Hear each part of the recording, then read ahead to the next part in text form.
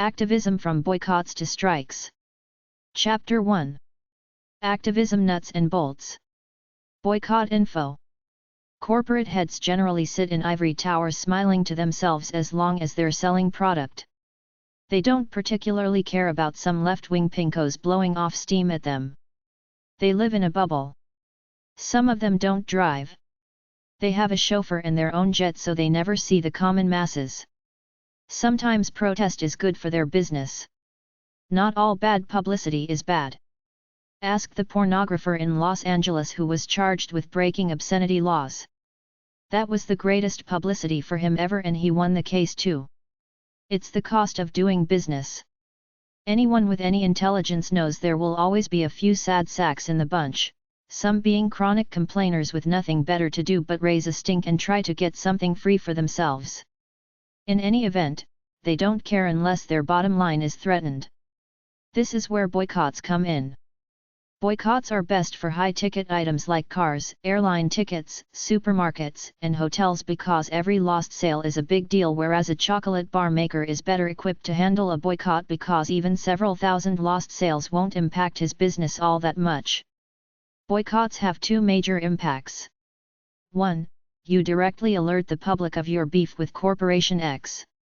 2. You impact Corporation X in their ability to sell product.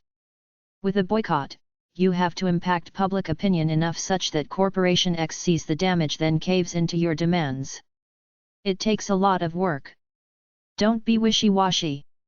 Have a clear goal up front. Keep it simple. It has to be high concept. The public has to be able to see your point, see the big issue, then determine whether they agree with you or not. It has to be simple and quick. You are going to ask the public at large to do one simple thing like boycott a product or an entire business. Offer an alternative like tell them to buy brand X laundry detergent but not brand Y. Tell them to eat at Ted's restaurant but not Joe's. If you're boycotting a business, position some protesters in front of it so that all customers see the signs before they go in. Some angry left-wing types vandalize their target businesses with angry spray-painted messages on their store windows. This only works once or twice before they put cameras up, hire a security guard, put a fence up, or replace their windows with wood or brick. If your target is a big corporation, list all the products they sell so the public knows exactly what to boycott. A boycott needs the power of the people. In order to achieve this, you need all the media exposure you can get for as long as you feel it's necessary to either get your point across or put the company out of business. Even with all your media exposure and your website, always have a few protesters with signs hanging around near the entrance to every one of their retail outlets. If you achieve your goal, tell the public Corporation X agreed to your demands and are making the appropriate changes. Sometimes, boycotts are planned for one day to make a point, like July 4th, Thanksgiving, Liberation Day, etc. If your boycott is indefinite until Corporation X changes and they continue to stay in business despite your boycott, apparently seemingly unfazed by your group, it could backfire and make you look ineffective, which is why you should choose a target demand you feel you can reach without embarrassing yourself. There are temporary boycotts too, like carpool one day a week, take a bus one day a week, walk to work once a month, etc., which have a chance of working because it's not as ridiculous as asking people to sell their cars and start riding a bike forever. Make sure you have your facts straight before you initiate a boycott. Don't go off half-cocked initiating a boycott against Corporation X because you heard that their products are made by child labor. Get your facts straight beforehand. And make sure you tell Corporation X you're boycotting them so they don't attribute the loss of sales to some other reason. Your media coverage has got to make you look great and sympathetic while making Corporation X look like bad guys. Get media coverage any way you can. Some illegal ways to get your point across are to sabotage and slash or destroy their billboards and other advertising, put stickers on their products in stores, sabotage their product, spray paint their packages, tamper with the contents, etc. If you are boycotting a product like a brand of footwear, you might inadvertently or purposely target the retail shops that sell their product. It's your call. Boycotts need momentum. People are more likely to be part of it if they see others doing it. You have to get the message out that the boycott is working, because if it isn't, you might run out of gas very quickly. Don't expect a drop of Corporation X's sales to zero. If you can cut their bottom line by 50%, that's pretty good. At the very least, a good boycott will lower the stock price of a publicly traded company. Simply keep up media pressure for as long as you can. If you can get concrete proof that the company suffered or is suffering as a result of the boycott, proclaim it loudly and clearly to the media. Thank the public for supporting you. Put it all on your website. If you've now got leverage with Corporation X because of lost sales, arrange a meeting where you will tell them what you want them to do and tell them if they do it, you will publicly thank them, and if they don't, you will keep the pressure on. Boycotts are hard work with mixed results that are not readily apparent. Keep the pressure on even if you can't directly see the impact. A way to start a boycott is to do a massive spam mailing to every email address you can get a hold of. BoycottSony.us, Anti-Sony. ethicalconsumer.org/boycotts/boycottsarchive.htm. BoycottDelta.com. Boycotts.org. Infact.org. BoycottGuide.org. Marchesinfo/protestinfo. Resistance to bad government is obedience to God. Thomas Jefferson. Marches are a relatively easy, low-risk way to get publicity for a cause. Marches can be fun. It's a way to meet people. Before a march or protest, be clear as to what you are trying to achieve. Is it a photo opportunity for the press, in which case it needs to be visually interesting, or is there a particular event or message that you are trying to draw attention to? Local protests are difficult to get large enough to impress the press, but do it anyway. You can accomplish a lot with creative signs. Don't break windows or break the law. The cops will move in and do whatever they want. This is their justification: vandalism. If you have a political enemy, get someone in a mask of that guy to parody his evil ways. Your audience is mostly passers-by, people who work in the area. Get them on your side by respecting their property. Hand out leaflets. Don't cause them an unnecessary inconvenience. Are you going to look like a bunch of hippies or a bunch of normal people with a legitimate beef?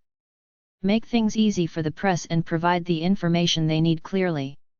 Draw up a press briefing and structure it with the main points. An appointed member of your group should escort members of the press around to ensure they talk to people who give a good impression of the group. Your message must be very obvious and clear. Make signs clear and simple. Have good speakers. Public protests need police permission, 7 days in advance. Permission will normally be given, but make sure you contact your local police station in plenty of time. You will need to appoint stewards on a protest, otherwise the police will take control. A steward is a member of the cause who is with the police or available to them via cell phone in case there's trouble. He can defuse the situation. Have a clear finish point. Don't let a protest fizzle out because it makes it look like a failure and is an excuse for protesters to riot. Thank the people for showing up. Say what you're doing next in the cause, then say goodbye until next time, otherwise people won't know it's time to go. When you march, your main goal should be to try to get publicity from the mainstream media to cover your cause for the public to see. March to get your point across. When planning the march, pick a start place where people can get to easily and congregate before the march. Make it outdoors as opposed to inside a building. Have a clear route, a clear agenda and a specific endpoint in mind. Explain to your people that you will go down Main slowly and peacefully, then when you get to Corporation X's building, you will stop there, tie up traffic and make a big speech about how unethical they are. After that, you will try to enter the building to talk to the president of the company. Think of large, open spaces where the cops can't box you in and start lobbing tear gas and beating on people like they did at Kent State and other places in the 60s. They tried to intimidate the protesters and destroy their will by setting up a perimeter around them, then gassing them and beating on them as they tried to escape. Don't march in some obscure corner of town. It has to be a busy, commercial area. Don't make the distance too far. Walk slowly and leisurely. You need enough time to get your presence felt. Be wary of possible sources of interference. Stay together as a group so the cops don't separate you into two groups and chase the rear one off. This is one of their main tactics, divide and conquer, to try to break up a large group. Keep an eye out for large groups of cops on side streets. If you see them, tell your group to bundle up together so that the cops don't split you up. Tear gas is common. Some people bring gas masks or simply rags soaked in lime juice or vinegar held over the nose and mouth to counteract the effects. Once the tear gas goes off, the march usually ends very quickly after that, and sometimes vandalism spreads to the surrounding areas because the people are angry that the cops didn't let them have their fun. Apply for your permits as early as possible. If the city doesn't want to give you a permit in a high visibility area, screw 'em and do it anyway. You can't let them dictate the standards of your cause. If the cops block off some of the streets of your march, go around them and get to your end point. Your end point should be a symbolic place of significance in the city where you can make a few speeches and possibly have a band there to play music and serve refreshments. If you do this, get some porta potties and have M's on standby. They might make you pay for litter cleanup, or at least try to. Try to tell as many media and sympathetic organizations about your march at least a week or two before the march. Put up flyers and posters and get volunteers to hand out flyers in front of libraries, student campus buildings, entrances to parks, shopping malls, bus stops, etc. This is what nightclub promoters do, so it's good enough for you too. Be aware that it's illegal to put posters up on lamp posts in some cities, but if there is no contact information, only a general statement of a march, chances are no one will bother trying to locate you to fine you. There are undercover people and establishment sympathizers everywhere. If you plan a so-called surprise march to close down the main bridge in Friday afternoon traffic, as soon as you tell your public about it, the cops will know. It's very difficult to pull off a surprise march. Someone always tells the cops in advance. There is a big controversy as to when is the best day of the week to march and what time of day. Sometimes tying up traffic on a Monday or Friday afternoon are great. Gay marches are almost always on the weekends because they're a fun thing. When they had a peace march on a Saturday afternoon through downtown in my town, it was a big fun thing and a lot of people showed up. Afterwards, they went to the bars for a drink. It's your call as to what will work best for you for both media coverage and to get large numbers of people out. The people in your march will span the spectrum from vocal supporters of the cause to guys looking for chicks and chicks looking for guys. Encourage the loud ones to lead. A good show of unity is to have everyone wear a certain color baseball hat, wear a badge, a bracelet, or a blue top, etc. If it's nighttime, give or sell those battery-powered candles which look powerful when several hundred people are holding one each, all lit up. You need color and communication in your march. Signs with catchy slogans mean everything. This is what wrestling promoters do. Most of the people you see on wrestling shows on TV with signs did not make them or come in with them. Some promoter at the door asked them if they wanted to hold up a sign during the show for TV. And the media don't cut to these signs by accident. It's a carefully choreographed thing. The media love signs. They also love effigies, burning effigies, and flags, fireworks, cool, eccentric looking, alternative type people, loud chants, things thrown at the cops, busted glass, violence, etc. It's all part of the show the media want. People love to see the cops all lined up in riot gear with the crowd right there, threatening to break through. I saw this at a G8 summit meeting. It looked really powerful, like all hell was about to break loose. Sometimes it does, but on that day, both sides kept their cool enough such that they each stood there, pretty well face to face for a while until it died down. There should be one or two people with bullhorns to give rousing speeches and control the crowd. The people with bullhorns are always targets for the cops. They are trained this way in their civil disobedience courses. I took these courses while I was in the military. They figure if they get the main guy or guys, the rest of the people will leave. Bring enough signs for redundancy in case the cops start tearing them out of people's hands. Have some catchy slogans and songs ready for the crowd to chant. The march leaders should each have a cell phone to contact one another in case they get separated. Nowadays it's popular for the opposing side to infiltrate your marches and either try to disrupt them or try to come off like a bunch of extreme nuts to the media so that your true message is distorted. If you come across people with extreme versions of your message on signs, either ask them to stop displaying them or have some team members act as security going around snatching these signs by spearing them with an umbrella then tearing them up. Be careful you don't cross the line into assault though. Beyond infiltrators, you will get stupid people or smart-ass people looking for violence and or a war. They're the ones who will throw a brick, spit at a cop, shoot a gun, etc. I can pretty well guarantee that every march or protest that's advertised beforehand on the news will have several undercover cops in the bunch. They won't be wearing suits. They'll look like cool hippies. That's their tactic. They're so good at going undercover that they fool almost everybody. If your march is big, when you send letters out the media, offer to provide them an escort who will tell them what the best camera shots will be for their sound bites. It's always good to get a few drummers there to beat the drum when shouting the slogans. If it's going to be a big march, try to arrange to have impartial people like lawyers, law students, or other people with credibility to be there to observe, shoot videotape and give an objective viewpoint of what really happened later. Try to have a few activist lawyer or public defenders on standby in case members of your group get arrested. When the cops are arresting people, they will go after the ones running and the ones resisting.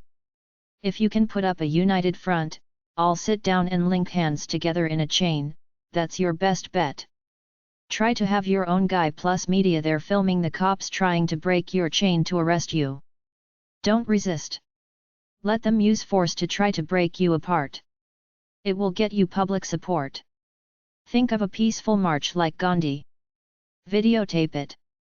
After you've made a few speeches at your end point, possibly handed out some literature, burned someone in effigy, possibly passed a hat around for donations and you're sure the media got what they came for, tell the people to keep the faith, thank them and tell them to rock on until next time. Have one of your people hand out a business card to all media people there in case they want an interview. If it's nighttime, you will need lighting for the end point where you make your speech. Have your website clearly visible on the backdrop to your stage and on some signs. Be ready for bad weather. Some marches don't end. They turn into sit-ins where the crowd stays to either block traffic, occupy the front lawn of City Hall or something like that. Sometimes long marches are good like a 10-mile walk on a Sunday afternoon or a longer march for a week or two to the nation's capital or some other landmark. Get a police scanner to keep abreast of what's going on. Picket lines info. Picket lines are distinct from marches. Marches move from point A to point B and usually last a day or less. A picket line is most common with people on strike or with a cause like the anti-abortion movement where members routinely picket abortion clinics for months at a time, if not always. With a picket line, you set up your people in front of a target facility, usually a corporation, city hall, a store, or a medical facility with lots of good signs, declaring what you're all about, staying there in perpetuity until the other side gives in to demands or there's legal action against you. It's about a group of people standing around with signs, etc. Or marching back and forth in a little circle in front of a specific target venue. Often, the picket line members take turns manning the picket line around the clock as in the case of work strikes. In other cases, like abortion clinics or picketing retail stores that might sell fur or goods made from child labor, the picket will probably be there just during business hours. You should have at least 10 people there at any one time to give the impression that you have some substance, have a leader there and be ready for media interviews if they show up unannounced. Line shifts shouldn't be more than 4 to 6 hours. The mathematics dictate that a minimum of 10 people every 4 hours adds up to a lot of man-hours, so try to pace the team so that you don't burn out and lose heart in the cause. Try to keep it fun and upbeat any way you can. Have a list of all your people but don't bring it to the picket line site because you risk the cops arresting someone and getting a hold of it. Try to keep a smooth rotation of team members going all the time, managed from home or sitting in a car legally parked near the site using a cell phone such that the fuzz have no legal reason to arrest you. Call the media about your picket line. If anything significant happens on the line, tell the media about it immediately. Make your picket signs as specific and cutting as possible. You have to be witty and demeaning. That's your purpose, to embarrass the opposition. Provide bathroom facilities, water, food, transportation to and from the picket line, etc. Ask surrounding businesses if you can use their bathroom facilities. Try to entice them by saying they will be helping your cause or offer a monetary sum like $10 a day for bathroom privileges by your group. Try to line up as close to your target as possible, as close to the front doors as is legally allowed. Whenever you see your target opposition people approach the doors, holler at them with disdainful tones. Your main goals are to confront the adversary face to face to hopefully embarrass them, to get them thinking, and secondly, to get media coverage. As soon as you set up the picket line, contact all local media. They will probably cover a new picket line, but after that, as time wears on, it will become a boring story, so you will have to try to keep it fresh to keep the media covering it by staging occasional rallies, celebrity speakers, etc. Try to avoid burnout by pacing your workers, keeping them calm, having a fun atmosphere on site and keeping it temperate. I've seen people on picket lines set up a table and chairs and play cards. This is fine as long as you're there. Your signs have to be durable enough to last the weeks or months it will take. Put a few fixed signs in place as well. If you can get some volunteers to provide good tasting food on a daily basis, this will help keep the morale of the troops on the line up. Some picket lines have even had free food given to them regularly in exchange for advertising space on the signs at the picket line. For example, if you offer to put a fixed sign up saying Joe's Pizza supports the Alliance strike, they might give you a free pizza every day. Try to stay within the bounds of the law with respect to where you can stand on public property. Expect the cops to show up at some point in time. If the media is not there, call them immediately and tell them the cops are there. They use the old all-purpose law of disturbing the peace as grounds to arrest virtually anyone. If they try to arrest your people, use the old standard. Everybody sit down peacefully and lock arms. This makes the cops look like a bunch of idiots hassling harmless people when they have to break you up in order to arrest you one by one. Give them a struggle to arrest you. Your people committing acts of violence on the news looks bad, so try to promote an attitude of peaceful protest even if opposing forces are trying to goad them into violence. For a long picket line, it's perfectly fine to take days off for bad weather, but get right back in there so as the weather gets better. Make your biggest sign say something like, "Honk if you support our union," or "Honk if you think abortion is murder." Every time someone honks, it's power for you.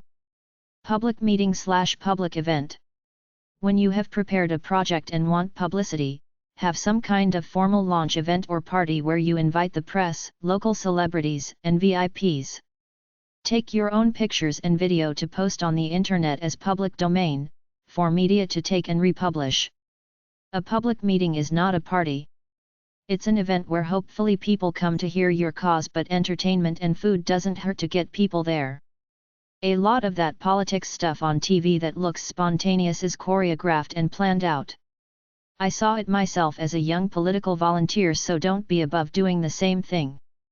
Think through what the journalists might want to ask you. Have answers ready. Be ready to have a lot of your press releases go unpublished. Once some of the media know you and you make friends, you get more press releases published. If you need media/publicity help, look around for experienced activists to help you. Advertise/market a public event for at least 3 weeks. Tell the media about it. Use a place that people know about that is easy to get to. Have bathrooms available. Possible venues include the local town hall, a college, church hall, hotel, private rooms at pubs, etc. If one of the big political parties likes your cause, help each other for publicity. It is better to have a few people standing than a large, mainly empty hall. 20 people in small room looks a success, 20 people in a large room will look like failure. Find good speakers who support your cause. Don't embarrass yourself by inviting a rock star or someone like that who has their own agenda. A good idea is to have a debate. Invite speakers from both sides. Let people ask questions. Ask other activist groups, activist websites, for a list of speakers who may be available for your meeting. Be sure to give invited speakers at least a month advance notice. You need a host or chairperson to cut people off at the appointed time and stop belligerent people. That's why you should have a security guard there or 2 or more big guys standing near the stage ready to carry someone off. Send letters and emails to people on your mailing list and anyone else you think might show. If your cause is hot, undercover cops will be there dressed as liberal hippies. Networking is often called viral marketing nowadays. Try to generate interest by having people talk about it. Faith groups like the local churches, mosques, and temples might support your cause. Get a friendly preacher to announce the meeting in his address or in his newsletter. Put a notice up at the local library bulletin board. Advertise on Craigslist.org. Make sure you have a collecting kin for donations. If you have enough people, set up a stall at the back of the hall. Make a checklist in advance of the things you need to do.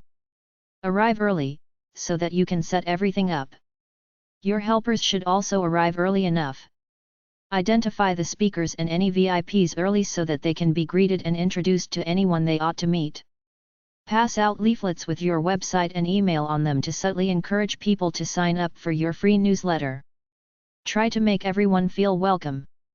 Thank everyone who has helped and deserves to be thanked. Encourage people to join and to get involved in the next activity. Be prepared to talk to people who linger at the end and maybe take them to the pub. They are your potential new activists. Send the press some photos and video or just put it on your website as public domain. Make sure you can spell speakers' names. Radio station broadcasting. In the old days, you needed FCC approval to set up a radio station. That's still the law in the real world of local radio broadcasting, although you can skirt all that by setting up an internet radio station at some place like live365.com. There are currently what are called pirate radio stations who operate in some areas without an FCC license. I heard of one in Detroit where the feds got tired of busting them, so they now leave them alone, but the point for people like me is who the hell gives the government the right to regulate the airwaves? In a free country, anybody who wants to bother to set up a radio station should be able to without interference from the government. It's the same battle as with the internet. They want to regulate it now. How can they say we're free when they don't allow people to freely broadcast what they want? It's a big lie, which is why there are people like me out there. We see past the deception and know that they limit free speech by making the regulations so tedious and the licensing costs so high that only commercial interests can afford to set up media stations. If I was the Prime Minister of Canada, I would reduce the CRTC down into one little office where you pay a nominal fee of $50 or so to register a new radio or TV station with no inspection or interference from them. Then I would have one toll-free hotline where people could complain about obscene or offensive content. If we got too many complaints, I'd pull the plug on that particular station, but until then, anybody should be free to broadcast whatever they want over the airwaves. If you're interested in starting a radio station over your local airwaves, try the following websites: freeradio.org, indiemedia.org, radio4all.org, motherjones.com/parish, supporting the proposal to legalize low-power community radio. Sit-ins and blockades. Marches and picket lines are great for passive ways to make a point, but if you want to get more aggressive and cross the line of legality, you either have to take over a building, a room, or an office and block yourselves in, holding it hostage in return for your demands, or you have to do a blockade move that disrupts something, kind of like having people block all entrances to some place to prevent something from happening, such as the meeting of world leaders in Seattle. The protesters blocked all the entrances so people couldn't get through.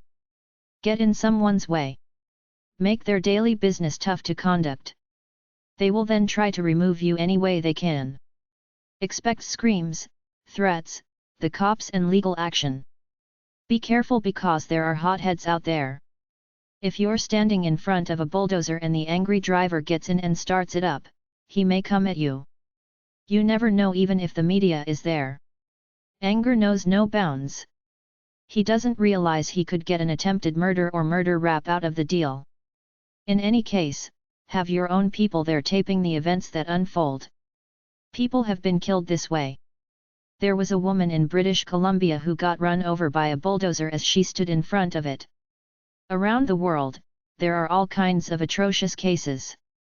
In Timor, they shot about 100 protesters. In Azerbaijan, the cops went in with safety gear on, carrying bats, and they beat the hell out of people. The violation of human rights is endless and you almost never see it on the mainstream news. You have to be intelligent with blockades. If you blockade a building to prevent a meeting, what's the big deal if they just schedule the meeting for the next day or schedule it for a different building? Don't expect to get a lot accomplished. Be happy that you let the world know you're alive and fighting. That's the best you will be able to do in most cases anyway. A common blockade is to block a bridge, a street, tanks, or buses. Another one is something like someone chaining themselves to a truck or piece of heavy equipment in the hopes that the people won't plow down that historic house or that forest like they're planning to. With a sit-in/blockade, you're more serious and more illegal than with a march, so you need serious people willing to follow orders and get arrested if it comes down to that. Get a map of the area and a blueprint of the building, or at least walk around the building discreetly if it is public to survey it for how you will take over the college president's office, the computer lab, the public library, etc. If it's not a public building, try to check it out on any pretense, such as you'd like to fill out an application for work, use a phony name, carry a manila envelope and say you have a delivery for room number 206, dress like a maintenance guy and walk in, etc. Anticipate what law enforcement will do to try to get you out. Look for emergency exits and even possible escape routes. If you're locking yourself in, make sure you get all doors and don't neglect a back obscure door. If the cops can get in through a window, they might try that route, so lock all windows. You can generally get good media coverage with just a few people to do a symbolic sit-in, like lock the main doors of a building with a chain or blockade it with a human chain. Once you're locked in, hang some big banners out of the windows. Because of the right-wing climate in some areas, the cops charge people who do this with break and enter, trespassing, or even burglary, and if the public doesn't protest massively, they often get convicted of these offenses, sometimes felonies which could give you jail time and jeopardize you for some jobs, so you have to really believe in what you do and put some of your comfort level on the line. If you can rally large numbers of people, simply get them to stand in front of your critical entrances and refuse to move.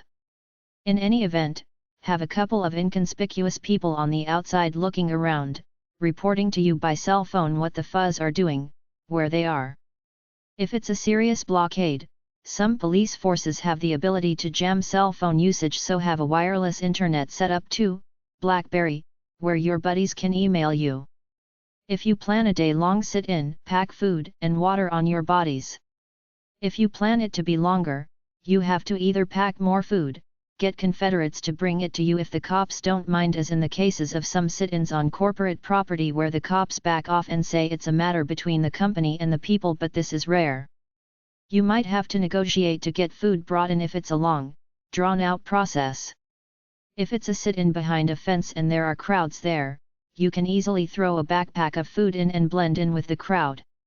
If it's a non-violent protest where someone is sitting in a tree, you might be able to sneak through late at night when the cops are snoozing. If you want to be strong and got a bunch of people who want to lose weight, add a hunger strike to your sit-in. If you take over an office or a building, make sure you got bathroom facilities. If there aren't any there, bring your own, maybe a bucket and toilet paper, then hang up a blanket where people get some privacy. If you're visible to the public during the sit-in, have everybody wear a t-shirt with your website prominently on it. Accept this fact of life, the cops will always have more resources than you. They can even get the army if they want. When it comes time to be arrested, you have 3 options. Go passively. Passive resistance. Don't resist but make it hard for them to arrest you by locking arms, rolling into a ball, etc. without striking at them. Fight them. They're fighting you. You might as well resist. You will get arrested and could be charged with assaulting a law enforcement officer with violence or resisting arrest. The latter charge is quite common.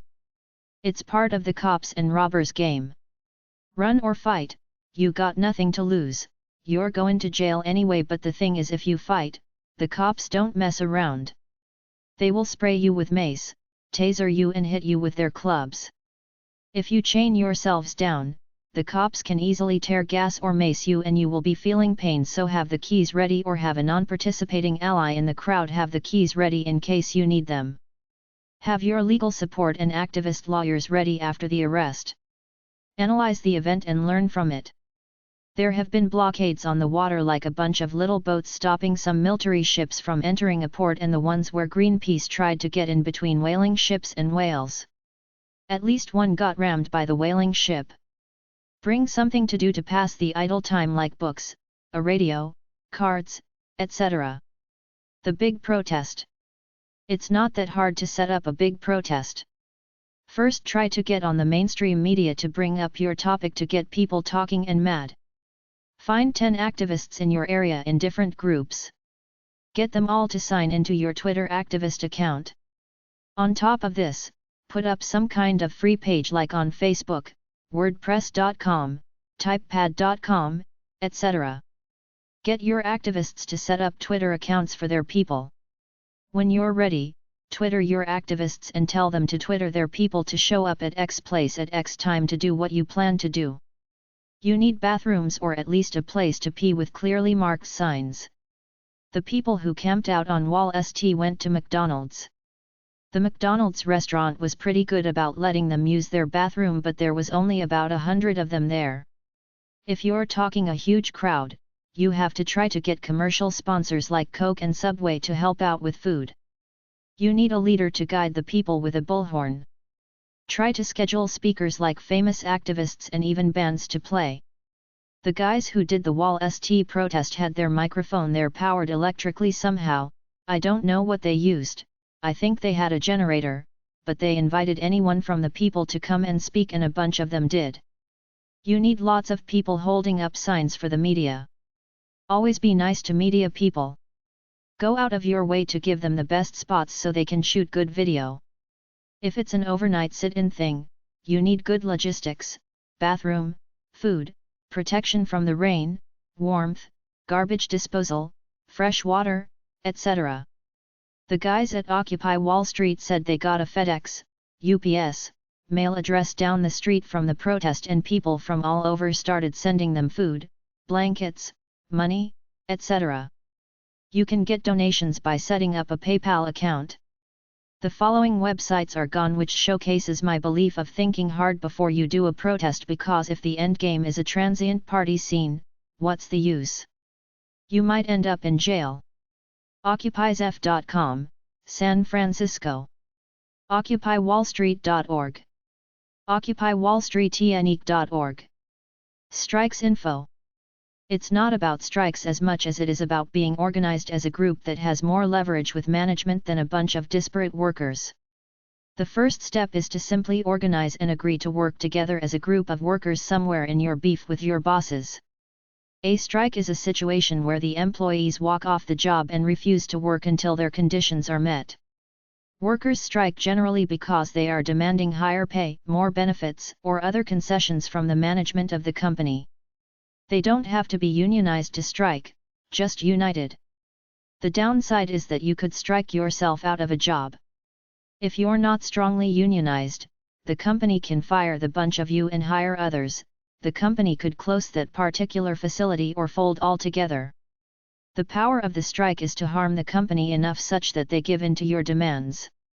Start off by getting a feel for the workers. What are they feeling? Are they angry enough to forego pay for a while if need be to fight for a greater paycheck or more rights? Unions offer their members strike pay, which is a few $100 a week in order to tie them over until the strike is over, but if you're not unionized, you have to prepare the workers by telling them to save some money before the strike. Find a rallying point or central issue that the workers can get behind and support. The workers have to be angry enough to act. This is the crux of all revolutions throughout history. The people get pushed far enough such that they say the hell with it, they got nothing to lose, they're going to stand up and fight. Maybe it's not this drastic in modern-day companies, but the workers have to be angry enough to take action. In a strike, some employees will usually stay home while some will picket the company facility and or its stores if it has any. You need to organize a rotation such that there is always somebody there with a worker presence, at least during daylight hours. In order to organize a successful strike, you must have strong leadership skills or develop a team of strong leaders who can run the show. Convince the workers that by striking, they can improve their lots in life. There are different types of strikes. Very loosely, they are: 1. Total strike, we won't work until our demands are met. 2. Sit-ins, the workers show up but take over the office floor or blockade the doors and refuse to move. 3. The sick-out, everybody calls in sick and uses either legitimate doctor's notes or forged ones. 4. The slowdown, where workers show up but purposely work very slowly and make lots of costly mistakes in the process. 5. Selective strikes, they pick one day a week or every month to strike. 6. Surprise strikes. The leaders tell the workers to be ready to walk out at a moment's notice, then when a big order comes in or it's close to the Christmas rush, they suddenly walk out. 7. Intermittent strike. The workers might walk off at 3 o'clock in the afternoon but show up next morning, work for 2 days, take a whole day off, work for 1 day, take a half a day off, and keep going like this to drive management nuts. 8. Good work strike. This is the type of strike where the workers go to work, make good widgets and help the customers, but let the logistics and paperwork go to hell. They don't ship the stuff, don't send out bills, give away free stuff to customers, etc. If you're doing this, make sure you tell management that this is what you're doing. The key to a successful strike is solidarity. If only one or a few workers fight for their rights, management can easily get rid of them, and they do all the time. Only if all the workers stand up together will they have any real power. If it's a really big company, a strike by some workers in one division can have major consequences throughout the company and or throughout several other companies the company deals with, which could be good if they're the only division that does that particular job, but if there's another division of the company in another locale doing the exact same thing, they could make those parts, ship them where needed, and the company could get along without the striking division for quite a while if they have to. Strikes are generally a chess game of jostling for power and leverage. Each side has certain strengths. They have to show them, then negotiate to find some middle ground somewhere. Expect to compromise, which is why you should start off with excessive demands. Don't be a softy when striking. Some conscientious union leaders set up a strike for the summer months when business is slow so as to not hurt the business. This is silly because it's war. You have to make them see how valuable you are. If management was so good, they would be treating workers well all the time, but they're not, which is why you're striking. Back in the day when the coal miners of Virginia went on strike, the company hired thugs to go in and shoot them. It was war. It's still the same attitude. Management wants to suck everything they can out of the workers so they can be excessively rich. You have to fight them for your rights to a decent wage. You can be civil about it, but don't show candy-ass weakness. If you're going to strike, do it on the busiest day of the year. Autumn usually signifies a back-to-school and back-to-work time. It's a good time to strike, just when the company is gearing up for full production. Scabs and strike breakers are often a problem, but not always. In some cases, unions have agreements with management stating that they will not use scabs or strike breakers in the event of a strike. Well-organized workers prepare in the event of scabs. They might hide or remove necessary pieces of equipment or tools from the factories so that scabs won't be able to work even if they did come in. They might shut the power off or blockade the doors.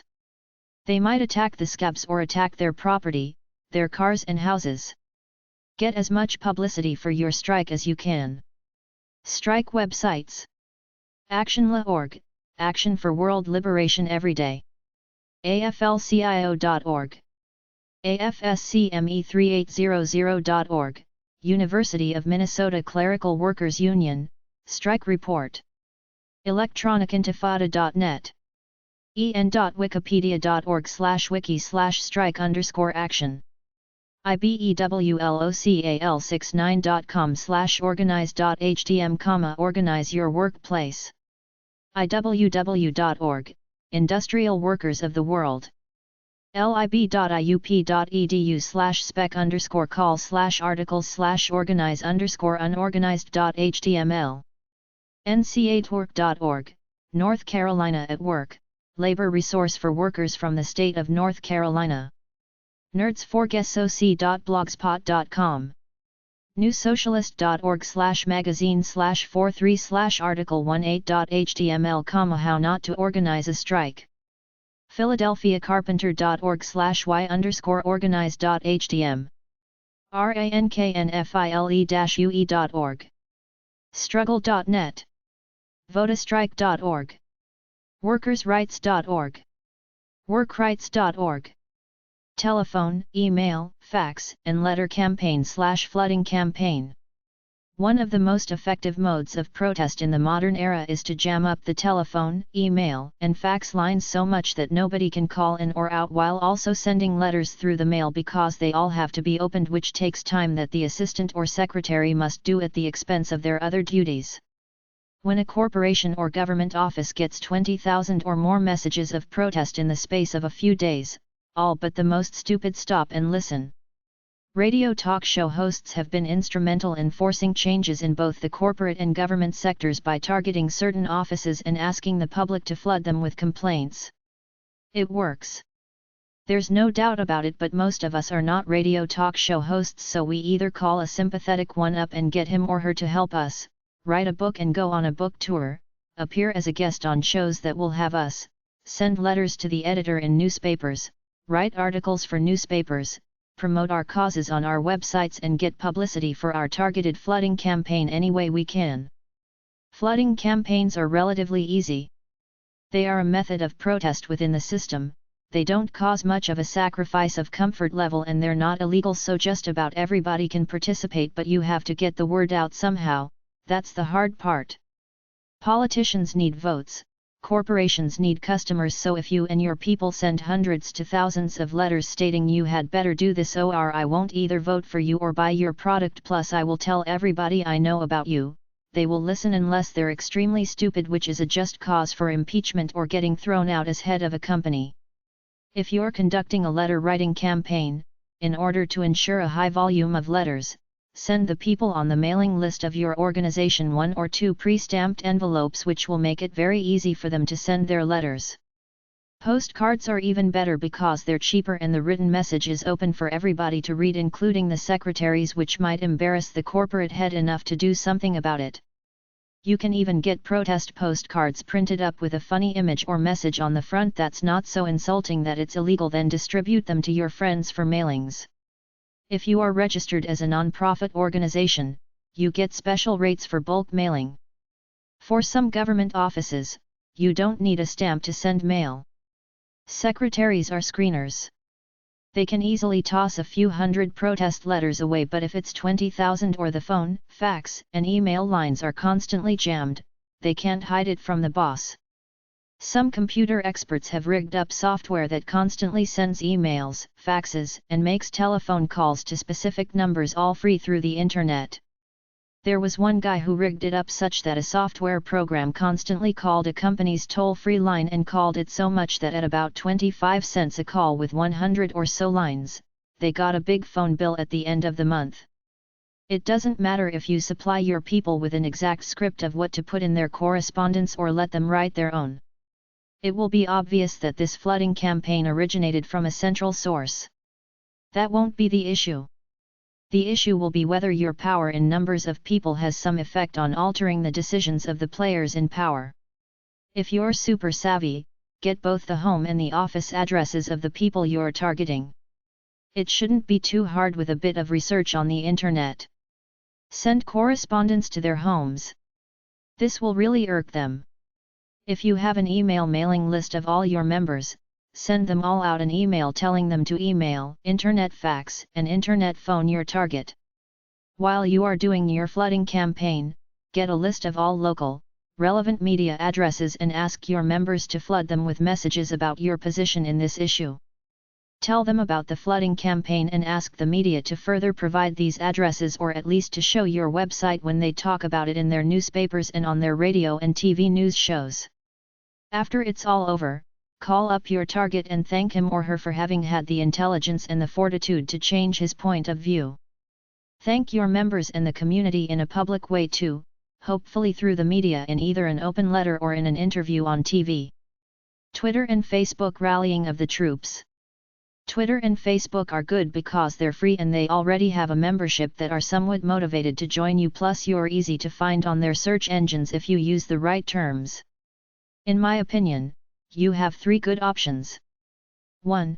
The word activist, your location, like Activist Halifax, Activist Manchester, Vermont, Idaho Activist, Activist Regovakia. 2. The subject of your concern and the place, like Free the Cats Halifax, Free Birth Control Idaho, Kazakhstan Democracy. 3.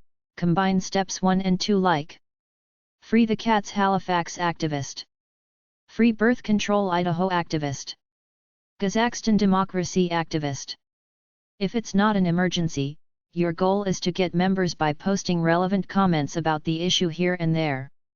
If it's an emergency, you have to organize a rally that you have to emphasize has to be big. The opposition and the apathetic public must see that you're huge. Pick a place for people to show up, and if your Twitter or Facebook account is anonymous and can't be traced back to you via anonymizer.com or some other software, you can encourage civil disobedience, like say if the first 100 show up we stand in front of the bridge and block traffic. The Egyptian students who started the Egyptian revolution said they did not know how many people would show up, if anyone, but they took a leap of faith, posted messages on Twitter and Facebook, and 1 million people showed up. You can do all this with your own website too, or simply a bulk email address program. Create messages and send them to your mailing list. At one rally in Athens, the cops would show up at location to arrest people. The people all took off only to resurface 20 minutes later, disrupting traffic elsewhere. They did this all day because there was somebody constantly sending messages to all the people in the crowd with smartphones.